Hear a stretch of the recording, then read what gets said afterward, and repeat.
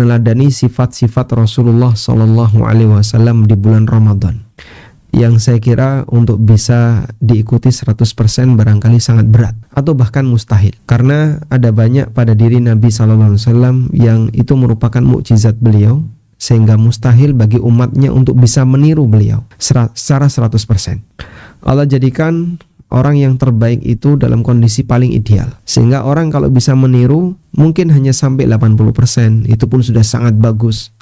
Ada yang di bawahnya 70%, ada yang di bawahnya lagi, sehingga hampir tidak dijumpai orang yang bisa meniru beliau 100% atau bahkan mustahil, sebab apa yang beliau lakukan adalah dibimbing wahyu, dan itu bagian dari mukjizat beliau Sallallahu Alaihi Wasallam. Akhlaknya Rasulullah Sallallahu Alaihi Wasallam dipuji oleh Allah dalam Al-Quran. Wa inna laka la ajran wa innaka la ala khuluqin azim. Allah Ta'ala berfirman, wa innaka la ala khuluqin azim. Sesungguhnya engkau wahai Muhammad berada di atas akhlak yang azim. Azim artinya mulia, agung. Allah mensifati akhlaknya Nabi Sallallahu Alaihi Wasallam dengan sifat azim, sebagaimana sifatnya arsh, Dzul Arsh. Arsh adalah arsh yang azim, arsh yang agung. Dan ini menunjukkan kehebatan akhlak Rasulullah Sallallahu Alaihi Wasallam. Dan di ayat yang lain bahkan Allah Subhanahu Wa Taala pernah bersumpah dengan menyebut akhlaknya Rasulullah Sallallahu Alaihi Wasallam. Allah Ta'ala berfirman, la'amruka innahum lafi sakratihim ya'mahun. Ketika Allah menceritakan tentang pelanggaran yang dilakukan oleh umatnya Nabi Lut alaihissalam, yang kita tahu mereka lah manusia pertama kali yang melakukan praktek homoseksual. Lalu dengan semua pelanggaran yang mereka lakukan, Allah menyebutkan, sumpah dengan menyebut nama, dengan menyebut umur Nabi SAW. La'amruka innahum lafi sakratihim ya'mahun. Demi umurmu wahai Muhammad. Satu-satunya manusia yang umurnya dijadikan sebagai sumpah oleh Allah Ta'ala adalah Nabi kita Sallallahu Alaihi Wasallam. La'amruka innahum lafi sakratihim ya'mahun. Demi umurmu wahai Muhammad, sesungguhnya mereka umatnya Nabi Lut itu mereka tenggelam dalam kelalaian, mereka tenggelam dalam kemaksiatan. Dan disebutkan oleh Al-Baghawi dalam tafsirnya, beliau menukil keterangan Abul Jauza. Abul Jauza membawakan riwayat dari Ibnu Abbas radhiyallahu anhuma, di mana Ibnu Abbas mengatakan, innallaha lam yakhluq nafsan akrama min nafsi Muhammadin sallallahu alaihi wasallam. Allah belum pernah menciptakan satu jiwa yang lebih mulia dibandingkan jiwa Muhammad sallallahu alaihi wasallam. Karena Allah tidak pernah menyebut dalam sumpahnya satu makhluk yang umurnya dijadikan sebagai sumpah kecuali umur Nabi Muhammad sallallahu alaihi wasallam. La'amruka innahum lafi sakratihim ya'mahun. Dan kita tahu yang namanya umur adalah isi dari perjalanan kehidupan. Umur itu adalah isi dari amaliyah dan perbuatan. Maka saat umur Nabi sallallahu alaihi wasallam dijadikan sebagai sumpah, menunjukkan bahwasanya Rasulullah sallallahu alaihi wasallam berada di posisi kesempurnaan aktivitas dan karakter yang beliau miliki sallallahu alaihi wasallam. Baik, kemudian terlebih lagi ketika bulan Ramadan, yang kita tahu ini adalah bulan yang istimewa. Namun bulan Ramadan bukan termasuk 4 bulan haram. 4 bulan haram seperti yang disebutkan oleh Allah Subhanahu wa taala di surat At-Taubah, fiha arba'atun hurum. Di sana ada 4 bulan haram. 4 bulan haram itu disebutkan oleh Nabi sallallahu alaihi wasallam dalam hadis beliau. Beliau mengatakan, Allah Subhanahu wa taala, inna zamana qad istadara kahayatihi yawma khalaqallahu as-samawati wal ard as-sanatu 12 syahran. Sesungguhnya zaman itu berputar sebagaimana kondisi ketika Allah ciptakan langit dan bumi. 1 tahun itu ada 12 bulan. Minha arba'atun hurum, dari 12 bulan itu ada 4 bulan haram. Thalathun mutawaliyat, 3 bulan haram berturut-turut. Berturut-turut itu apa saja?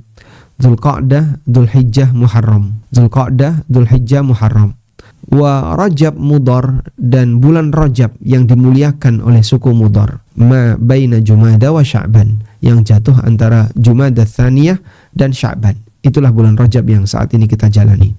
Dan Allah Subhanahu wa taala memberikan peringatan berkaitan dengan keberadaan bulan haram ini, bulan yang istimewa ini, sebagaimana yang Allah sebutkan di surat At-Taubah ayat 36. Inna iddatash syuhuri 'indallahi 12 syahran. Sesungguhnya jumlah bilangan di sisi Allah itu ada 12 bulan. Fi kitabillah, dalam ketetapan Allah.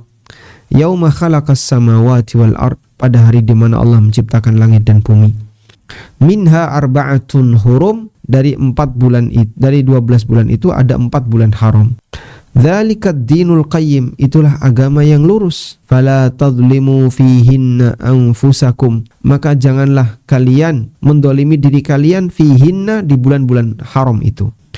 Dan bentuk mendolimi diri di bulan-bulan haram adalah ketika seseorang rajin berbuat maksiat. Ketika seseorang berbuat kedurhakaan kepada Allah, baik meninggalkan kewajiban atau melanggar larangan. Karena itu para ulama memahami bahwa maksiat di bulan haram dosanya lebih besar. Sebagaimana beberapa keterangan yang disampaikan oleh para ulama berkaitan dengan larangan fala tadlimu fihinna anfusakum. Kata Al-Hafidz Ibnu Katsir, fi hadzal ashhuril muharram li'annahu akidun wa ablaghu fil itsmi min ghairiha. Yang dimaksud di sini adalah janganlah kalian berbuat maksiat di bulan-bulan haram ini karena dosanya itu lebih besar dibandingkan ketika maksiat dilakukan di luar bulan Ramadan. Sebagaimana maksiat yang dilakukan di tanah haram dosanya lebih besar. Maksiat yang dilakukan di bulan haram dosanya besar. Maksiat yang dilakukan di tanah haram dosanya juga besar.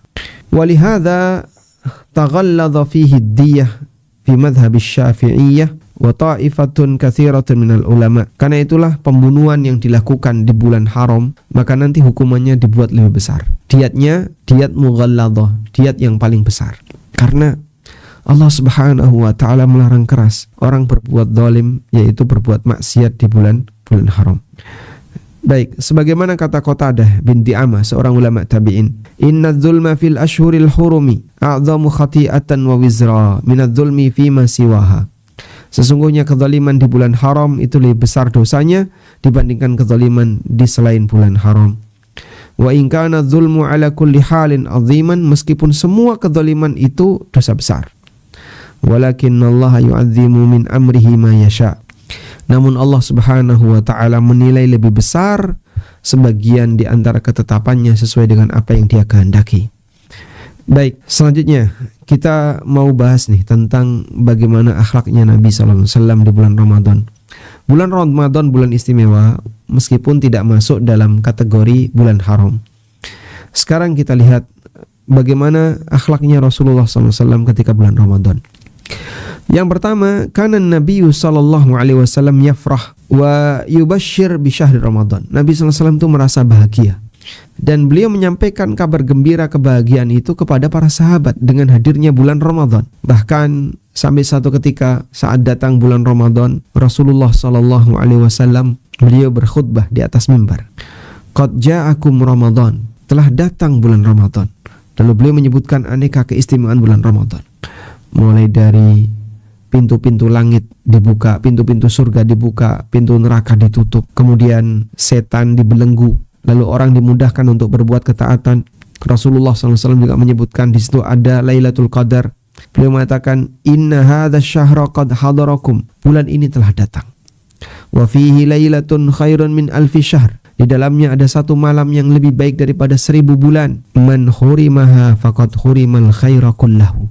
Kalau ada orang yang dipersulit, ya, tidak dimudahkan oleh Allah untuk mendapatkan keutamaan Lailatul Qadar, berarti dia telah dijauhkan untuk mendapatkan semua kebaikan. Berarti dia telah dijauhkan untuk mendapatkan semua kebaikan. Karena Lailatul Qadar saja dia nggak sanggup untuk mendapatkannya, apalagi di malam-malam yang lain.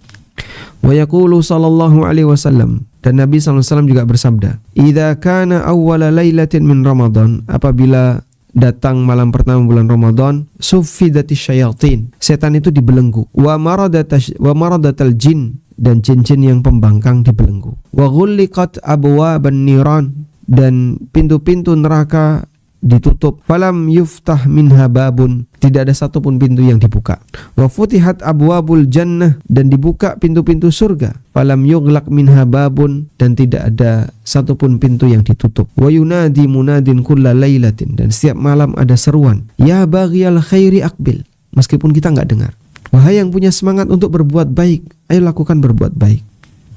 Wa ya baghiyasyarri syarri aksir, wahai yang punya semangat untuk berbuat jahat, aksir, berhenti sejak sekarang. Walillahi utaqa'u minan nar wa dzalika kullal lailatin. Dan Allah memiliki utaka, orang-orang yang nantinya akan dibebaskan dari neraka, dan itu terjadi setiap malam. Nah, Rasulullah SAW menyadari Ramadan yang demikian istimewa itu layak untuk diberikan kabar gembira bagi para sahabat. Tapi Pak, bagi sebagian orang rasanya tersiksa. Loh kenapa? Puasa lagi. Kemarin rasanya puasa, capeknya belum hilang. Sekarang sudah diperintahkan puasa lagi. Sudah datang bulan Ramadan lagi. Itu mungkin dalam pikiran orang ya. Sehingga hal semacam ini membuat dia jadi malas-malasan untuk beribadah. Maka saat Ramadan tiba-tiba Ramadan. Kok sudah datang Ramadan? Kok wis yo poso? Kenapa kok sudah puasa lagi?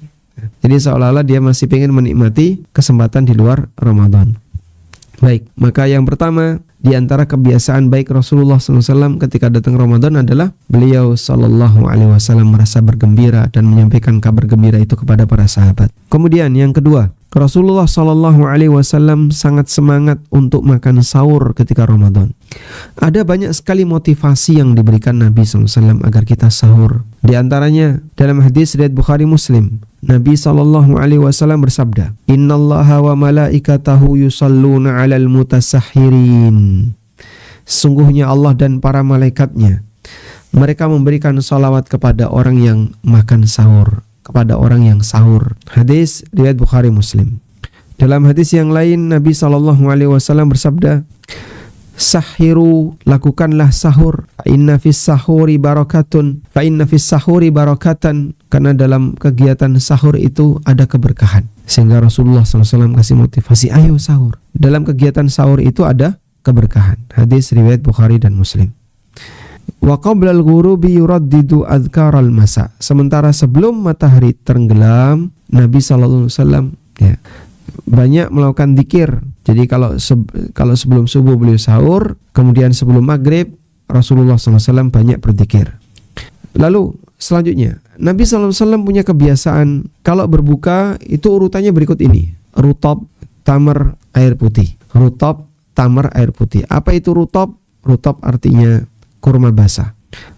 Wa kana sallallahu alaihi wasallam yuftiru qabla ayyusalliya alayya rutabatin ala rutabatin. Nabi SAW kalau sudah berbuka sebelum sholat maghrib, maka beliau mengkonsumsi rutab dulu. Fa illam takun rutobat, jika beliau tidak menjumpai rutab, fa tumairat, fa illam takun tumairat hasawatin min ma.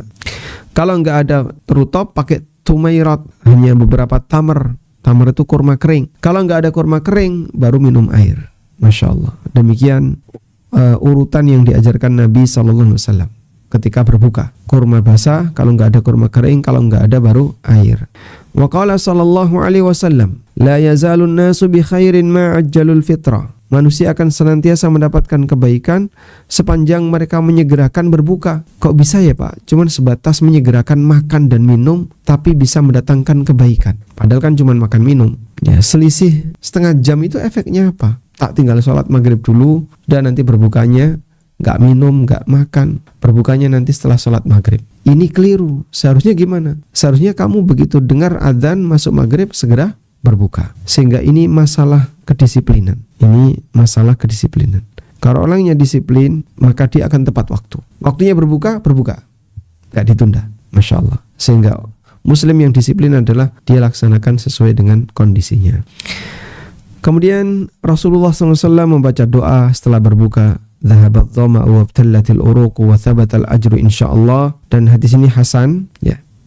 Rasulullah SAW tidak pernah mencela makanan. Wa kana la ya'ibu ta'aman qat. Tidak pernah mencela makanan sama sekali. Kalau beliau pingin, beliau makan. Kalau enggak pingin, ya beliau tinggalkan. Dan beliau diam, tidak dicela. Selanjutnya Nabi SAW biasa duduk di rumah, di masjid beliau setelah sholat subuh sampai matahari terbit. Dan Rasulullah SAW ngasih motivasi, man shallal ghadata fi jama'atin, siapa yang sholat subuh secara berjamaah, thumma qa'ada, kemudian dia tetap duduk, yadhkurullaha, mengingat Allah, hatta tatlu asyamsu, sampai matahari terbit, thumma shalla rak'atain, kemudian dia sholat 2 rakaat. Jadi urutannya sholat subuh berjamaah, terus dia zikir sampai matahari terbit. Setelah itu dia sholat 2 rakaat. Kanat lahu ka'ajri hajjatin, maka itu menjadi pahala sebagaimana pahala haji, wa umratin, dan umrah, tamatin tamah, sempurna. Ya, kita mengakui hadis ini masih diperselisihkan. Namun ada sebagian yang menilai hadis ini sebagai hadis hasan sehingga bisa diterima. Lalu Nabi SAW ketika Ramadan itu sangat dermawan. Dermawannya beliau digambarkan oleh Ibnu Abbas radhiyallahu anhu. Ibnu Abbas pernah mengatakan, "Kana Rasulullah sallallahu alaihi wasallam ajwadan nas." Manusia adalah Rasulullah SAW adalah manusia yang paling dermawan. Wa kana ajwada ma yakunu fi Ramadan, dan lebih dermawan lagi ketika bulan Ramadan. Hina yalqahu Jibril, pada saat Jibril mendatangi beliau sallallahu alaihi wasallam. Wa kana yalqahu fi kulli lailatin, dan Jibril mendatangi Nabi sallallahu alaihi wasallam setiap malam. Ya, min Ramadan, ketika bulan Ramadan, fayudarisuhul Quran. Lalu Jibril mengajarkan Al-Quran kepada Nabi sallallahu alaihi wasallam. Fala Rasulullah sallallahu alaihi wasallam ajwada bil khair min ar-rihil mursalah. Demi Allah, Rasulullah sallallahu alaihi wasallam itu ajwada bil khair, lebih dermawan dalam masalah kebaikan min ar-rihil mursalah, dibandingkan angin yang lembut. Baik, jadi Rasulullah SAW ketika Ramadan gimana Pak? Beliau sangat dermawan, pelitnya itu 0. Coba bayangin kalau ada orang yang pelitnya 0. Beliau tidak punya malas, bagaimana kita malas. Beliau tidak punya perasaan pelit, beliau tidak iri dengan orang lain. Itulah Rasulullah SAW. Sehingga beliau adalah orang yang sangat indah akhlaknya, dan akhlak beliau jadi mukjizat. Wallahu a'lam. Kemudian Nabi SAW beliau ketika Ramadan melakukan qiyamul lail, dan bahkan memotivasi bagi kaum muslimin untuk qiyamul lail. Man qama ramadhana imanan wahtisaban ghufira lahu ma taqaddama min dhanbi. Siapa yang melaksanakan Ramadan karena iman dan ihtisab. Ihtisab artinya mengharapkan pahala. Dia melakukan qiyamul Ramadan karena mengharapkan pahala dari Allah. Ghafara lahu ma taqaddama min dhanbih, maka dosa-dosa yang telah lewat akan diampuni. Hadis riwayat Bukhari. Maka Nabi SAW ketika salat tarawih, itulah qiyamul lail, qiyamul Ramadan. Waqad sallat tarawih sallallahu alaihi wasallam ayyaman bi ashabihi. Nabi SAW salat tarawih hanya 3 hari rombongan bersama para sahabat. Tsumma lam yakhruj, kemudian beliau tidak keluar rumah, ilaihi, menemui mereka, karena takut akan diwajibkan kepada kalian. Fakana yarji'u ila baitihi wa yusalli minal laili ma sya'allahu lah. Dan beliau salat di waktu malam sesuai dengan apa yang Allah kehendaki. Waqad sa'altu Sayyidah Aisyah, dan aku pernah bertanya, di sini wallahu alam, perawinya tidak disebutkannya. Aku pernah bertanya kepada Aisyah radhiyallahu anha, kaifa kanat salatu Rasulillah sallallahu alaihi wasallam fi Ramadan? Bagaimana salatnya Rasulullah sallallahu alaihi wasallam ketika bulan Ramadan? Nah, kemudian Aisyah bercerita tentang tarawih Nabi sallallahu alaihi wasallam di rumahnya. Kata Aisyah, ma kana yazidu fi Ramadan wala fi ghairihi ala ihda asyrata rak'atan. Nabi SAW tidak pernah menjumpai salat malam baik Ramadan maupun di luar Ramadan lebih dari 11 rakaat. Meskipun yang benar ini bukan pembatasan. Sehingga boleh nggak qiyam Ramadan lebih dari 2 rakaat? Lebih dari berapa? Sekian rakaat. Jawabannya boleh. Nabi SAW 11 rakaat, lebih dari 11 boleh nggak? Boleh. Wallahu alam. Baik, kemudian di bagian akhir Ramadan Nabi SAW itu makin rajin. Sampai digambarkan karena Nabi SAW idza jaa asyru ayatin min akhiri, kalau datang bagian akhir dari bulan Ramadan, fajtahadan Nabi SAW. Nabi SAW lebih bersungguh-sungguh lagi dalam beribadah. Karena di situ ada Lailatul Qadar. Di sana ada Lailatul Qadar. Wallahu alam. Sehingga Rasulullah SAW kalau sudah menginjak malam-malam terakhir, beliau bangunkan para istrinya dan disuruh untuk beribadah bersama-sama agar mendapatkan kesempatan untuk dapat Lailatul Qadar. Wallahu alam. Baik, mungkin demikian yang bisa kita sampaikan. Coba. Semoga apa yang kita bahas ini bermanfaat. Wassallallahu ala nabiyyina Muhammadin wa ala alihi wa sahbihi wasallam. Kami kembalikan kepada moderator. Baik, terima kasih pada Pak Ustadz Amin Nur Bait yang telah menyampaikan tausiahnya dengan begitu menarik. Sekarang kita masih ada waktu mungkin sekitar 20 menit barangkali Pak Ustadz ya Insya Allah. untuk tanya jawab. Kesempatan pertama kami berikan kepada Bapak Penasehat, mungkin Pak Syahrial atau Pak Yang, silakan, atau Bapak yang lain, Mulai Ibu Pak yang Yono. lain. Oh, Pak Yang, silakan. Assalamualaikum Pak Ustadz. Setelah mendengar penjelasan dari Pak Ustadz tadi, sepertinya apa yang dilakukan oleh Rasulullah itu sesuatu kelihatannya sangat sederhana. Kira-kira dari kesederhanaan itu ada penekanan-penekanan nggak Pak Ustadz? Misalnya, tadi dikatakan kalau beliau itu Qiyamul Lail, itu langsung disambung dengan subuh dan sholat terakhir menjelang duha gitu. Kalau yang saya tangkap ya Pak Ustadz ya, ada hal-hal yang khusus nggak di situ? Terutama juga mungkin di dalam pelaksanaan ibadah, misalnya harus ke masjid bersama keluarga atau hanya lelaki saja yang ke masjid. Mungkin itu Pak Ustadz pertanyaannya. Terima kasih sebelumnya. Wassalamualaikum warahmatullahi wabarakatuh. Waalaikumsalam warahmatullahi wabarakatuh. Baik, terima kasih. Taib, alhamdulillah, kalau kita membaca sejarah Rasulullah SAW dan aktivitas Nabi SAW, terkadang kita merasa kayaknya mustahil saya bisa seperti itu. Kalau dilihat dari sisi kuantitas mungkin kita bisa tiru, tapi ada bagian yang tidak mungkin bisa ditiru. Itu adalah kondisi takwa dan hati. Karena itu, orang ketika meniru Rasulullah SAW lebih bersifat kepada meniru lahiriah. Kalau batin tidak mungkin bisa sama. Selanjutnya, dari beberapa amalan Nabi SAW memang sangat mudah dipahami. Artinya tidak ada amal yang rumit dalam ajaran syariat kita. Kalau ada yang amal itu rumit sekali, susah dipahami, misalnya untuk mempelajarinya saja nggak paham-paham. Paham nggak? Nggak paham. Wah, berarti terus dijelaskan lagi. Paham? Nggak paham juga. Kalau rumit sekali, itu berarti bukan bagian dari ajaran Islam. Wallahu alam. Sehingga Islam itu hal yang mudah. Jika memahami saja rumit, apalagi melaksanakan. Nah, kemudian berkaitan dengan ibadah yang dilakukan oleh Nabi SAW, penekanannya ada di mana? Penekanannya sebenarnya ada di lomba nyari Lailatul Qadar, usaha untuk mencari Lailatul Qadar, sehingga beliau ajak keluarganya untuk ke masjid, sholat, ya, untuk Qiyamul Lail, dalam rangka untuk mendapatkan Lailatul Qadar sebisanya. Dan tujuan itu telah disebutkan dalam dalil. Oleh karena itu dalam hal ini berkaitan dengan penekanan yang dilakukan oleh Nabi SAW, sebenarnya lebih bersifat kepada mengajarkan umatnya untuk berusaha mencari Lailatul Qadar yang dirahasiakan oleh Allah Subhanahu wa Ta'ala.